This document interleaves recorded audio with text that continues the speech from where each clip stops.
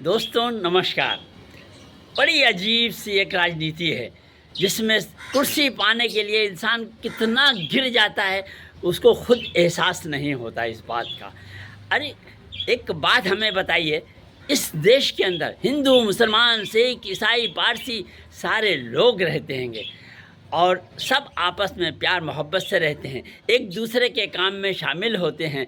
लेकिन फिर भी वही राजनेता जो हिंदू मुसलमान के साथ में उठता बैठता और साथ में मिलजुल कर रहता है, जब मंच पर खड़ा होता है तो अपनी सीट के लिए वो इतना गिर जाता है कि वो अपनी भाषा बदल देता है।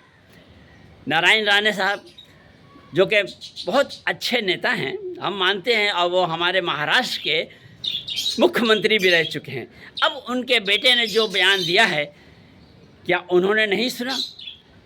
वो एक ऐसा बयान है जिससे हिंदू और मुसलमान के बीच एक दरार पैदा करने वाला है।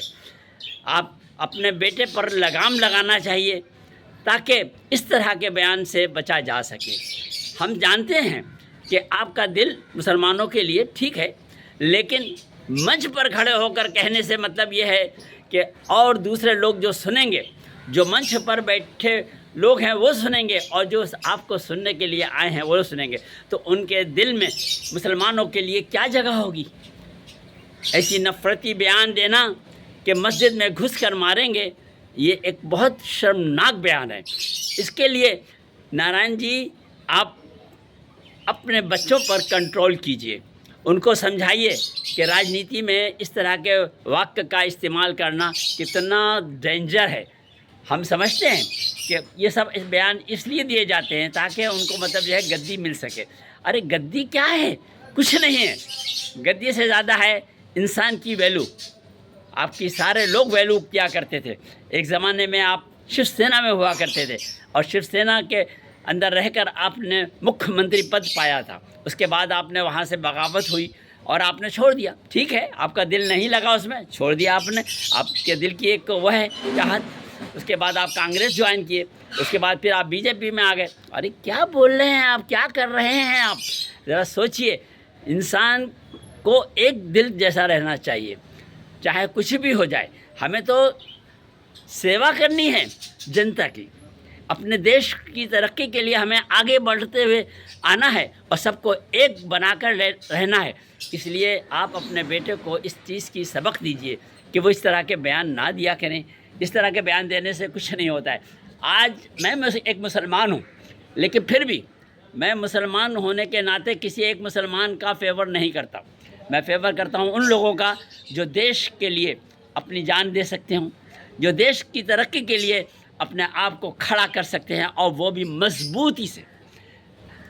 प्लीज़ मेहरबानी करके अपने बेटे को इस तरह की नसीहत कीजिए ताकि मतलब वो ना, अरे कुर्सी क्या है, 5 साल 4 साल 3 साल, उसके बाद फिर क्या होगा? फिर कुछ नहीं मिलेगा। ये समझ लीजिए। इसलिए ऐसा रास्ता कीजिए कि कुर्सी के बगैर ही आप जनता की सेवा करें, क्योंकि आप सेवक हैं।